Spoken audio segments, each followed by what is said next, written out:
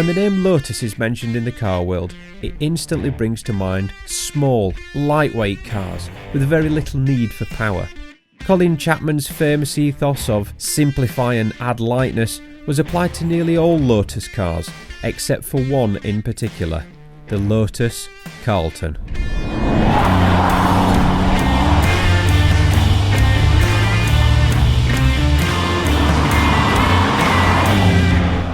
This was my first visit to Car Iconics in the Midlands, and there was a cool mix of rare toys hiding inside, but lurking outside with its thuggish demeanour, bulbous bumpers, skirts and dark imperial green bodywork was the Lotus Carlton that I'd come to drive.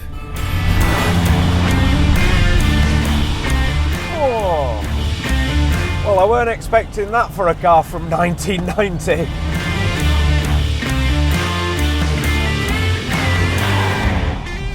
So the Lotus Carlton then, it was fast in its day, and to be honest, it's still fast now.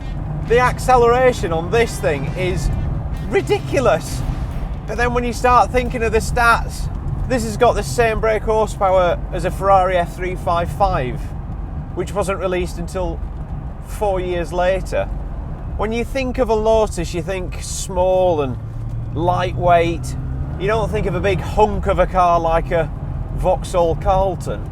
But at the time, GM owned both Lotus and Vauxhall, or Opel, and they wanted to up the profile a little bit. BMW had got the M division, and you got AMG for Mercedes. Ford even had Cosworth. So they took a Vauxhall Carlton, handed it to Lotus and said, "Here, what can you do with that?" And instead of just trying to match what the others were doing, they just absolutely obliterated them. But they kind of went a bit further than that. This was faster than a Ferrari 348. It was faster than a 911 Turbo. It was even knocking on the door of the Ferrari Testarossa, which was Ferrari's big V12 car of the time. To put that in perspective, that's like having a 4-door rear-wheel drive saloon car that's as fast as a Ferrari 812 Superfast. Just think about that for a minute. This thing was so fast, people tried to have it banned. Criminals were stealing them and escaping the police, who were driving their 3-litre Vauxhall Senators that had a measly 207 brake horsepower, while these had 375. And it wasn't just the Senators that weren't quick enough. There is actually reports of one of these outrunning a police helicopter. I'm not surprised. The Lotus Carlton isn't just fast in a straight line though. Having been tuned by Lotus, it actually handles really well in the corners, especially for something this size. But it's really, really advanced. It was way ahead of its time. The engine management system is, well, it's on par with things that you get in most cars today. It has a torque restrictor in first gear so it doesn't blow the gearbox. But the power delivery is so smooth for a turbocharged car. I was expecting some ridiculous lag like you get in a Ferrari F40, but it just pulls so smoothly all the way through the rev range. And no matter what gear you're in, it just keeps pulling and pulling. To cope with the power, obviously, Lotus didn't keep the Carlton's original gearbox.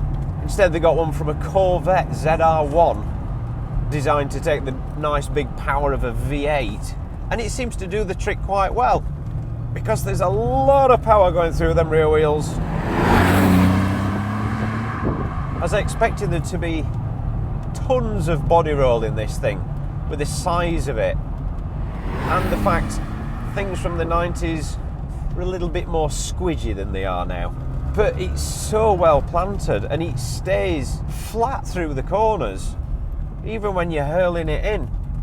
It handles like a modern sports saloon. This is how advanced it was. I mean, this must have been ridiculous for in the 90s. It's surprisingly easy to drive as well, and comfortable. The clutch is light, gearbox is light, steering's light. I've got every single luxury that I could possibly need. Air conditioning, I've got heated seats, everything's covered in nice soft leather.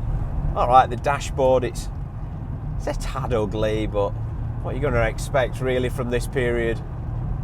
Actually, a little fact about the Lotus Carlton that not many people are aware of is the 177 miles per hour top speed is actually limited. But if you redline this car in 5th and then you change up to 6th, it bypasses that limiter. And it's reported a Lotus Carlton would actually do 190 miles per hour. This wasn't just the fastest saloon car of its day, it was one of the fastest cars in its time. The other thing is, Lotus Carlton, it's just cool. I mean, a car that outran the police, you just can't beat that sort of thing, can you? It's a bit of a hero. It's a badass, but one that you kind of like for it.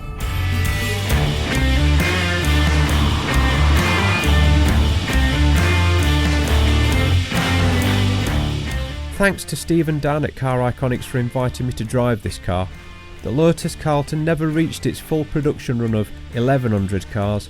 Instead, only 950 of these cars were produced. This means today they're extremely rare, and as a result prices have continued to increase, especially for such a fine example as the one from Car Iconics. Is there another car that can make so many claims to fame? Let us know in the comments below, and don't forget to hit like and subscribe to our channel so you never miss another video.